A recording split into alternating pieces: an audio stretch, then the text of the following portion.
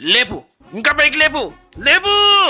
Hyderabad dum biryani ఉండదామని gas వెలిగించాను. 2 నిమిషాలుగా gas అయిపోయింది. Gas బాండ్ల రేట్లు కూడా బేభత్సంగా పెరిగిపోయినాయి. అప్పుడే మన పచ్చళ్ళ కోసం శ్రీ శుభం ఎక్విప్మెంట్స్ నుంచి ఈ హెవీ స్టవ్ తెప్పించానన్న విషయం గుర్తొచ్చింది. ఇది కనెక్షన్ చేసుకోవడం కూడా చాలా సింపుల్ మాయా. దీనికి ఒక బ్లోయర్ ఇచ్చాడు, దానికి ఒక రిమోట్ ఇచ్చాడు. ఆ రిమోట్ పెంచుకుంటుంటే మంట పొలవమని వచ్చేస్తుంది, తగ్గిస్తుంటే మంట తగ్గుతుంది. ఇంకా బిర్యానీలో కావాల్సిన మసాలాలని రెడీ చేసుకుని ఇంకా కడుక్కున్న చికెన్ లో ఈ మసాలాలు తీసుకెళ్లి వేసేసి చివర్లో పెరుగు కూడా వేసి ఒక దెబ్బ కలిపేసి అరగంట పక్కనెట్టి ఇంకా స్టవ్ మీద గిన్నె పెట్టాం. దీని డిజైన్ కూడా చాలా నీట్ గా ఉంది, మన గ్యాస్ వాడుకున్నట్టే ఉంది. నార్మల్ ఎల్పిజి గ్యాస్ తో కంపేర్ చేసుకుంటే 70 నుంచి 80% వరకు సేవ్ చేసుకోవచ్చు డబ్బులు. మామూలుగా అయితే కట్టె పుల్లల దగ్గర విపరీతమైన వేడి వచ్చేది. దీని ఇన్సులేషన్ వల్ల అంత వేడికి కూడా అనిపించలేదు మనకి. ఇంకా ఎసరు వచ్చిన వెంటనే అందులో రైస్ వేసేసాం. తర్వాత మసాలాలు కలుపుకున్న చికెన్ మీద ఫ్రైడ్ ఆనియన్స్ వేసి ఈ ఉడకబెట్టుకున్న రైస్ వేసి కొన్ని జీడిపప్పులు వేసి దమ్ పెట్టేసాం. ఈ స్టవ్ లో 3 సైజులు ఉన్నాయంట మాయా, 10, 20, 30. ఇది వచ్చేసరికి 30 కేజీలది. గట్టి కొడితే 2 నెలల్లో ఈ స్టవ్ కాస్ట్ వెనక్కి వచ్చేది. అంత గ్యాస్ సేవ్ అవుతుంది. ఇంకా చివర్లో బూడిదలా ప్లేట్ లోకి వచ్చేస్తుంది. ఇంకా తర్వాత వేడి వేడి బిర్యానీ వడ్డించుకుని టేస్ట్ చూసాం. నిజంగా టేస్ట్